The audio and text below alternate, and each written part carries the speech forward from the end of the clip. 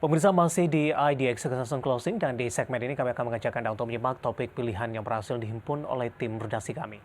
Di mana pergerakan pasar saham yang cenderung sideways dalam sebulan terakhir serta kebijakan Bank Indonesia yang kembali menaikkan suku bunga acuan dinilai bisa dimanfaatkan untuk kembali masuk ke dalam sejumlah saham yang menjadi konstituen LQ45. Lantas saham-saham LQ45 apa saja yang saat ini masih memiliki price to earning ratio di bawah 10 kali? Mari kita simak informasi selengkapnya dalam tayangan berikut ini. Pergerakan pasar saham Indonesia yang cenderung sideways sebulan terakhir di tengah sentimen ajang G20 dan kenaikan suku bunga acuan Bank Indonesia membuka peluang untuk memilih deretan saham blue chip pilihan. Di sisi lain, IHSG ditutup menguat usai Bank Indonesia mengumumkan kenaikan kembali suku bunga acuan pada rapat Dewan Gubernur November 2022. Di mana suku bunga acuan kali ini naik 50 basis poin menjadi 5,25%.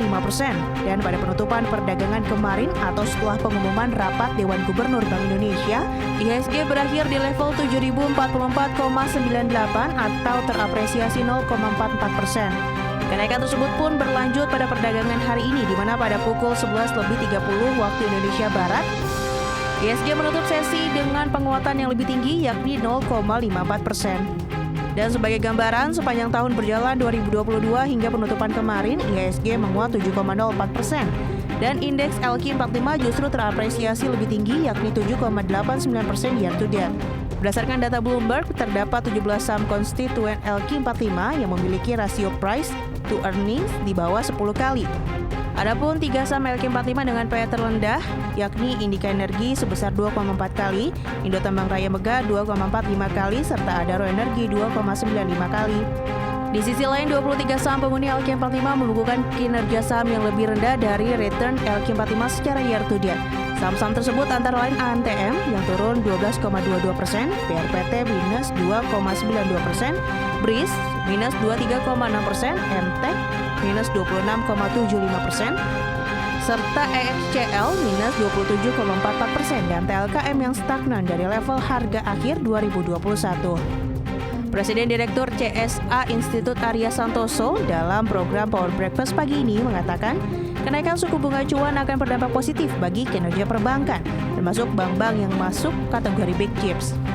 Hal itu karena dengan kenaikan suku bunga acuan, maka emiten perbankan bisa mentransmisikan ke kenaikan tingkat bunga.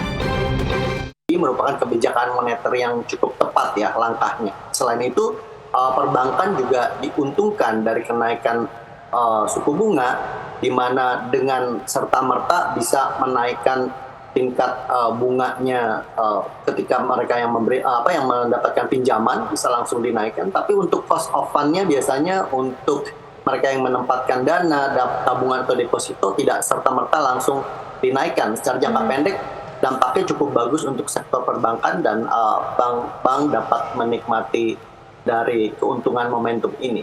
Meski demikian, dalam jangka panjang, kebijakan suku bunga tidak selalu menguntungkan bagi kinerja emiten perbankan.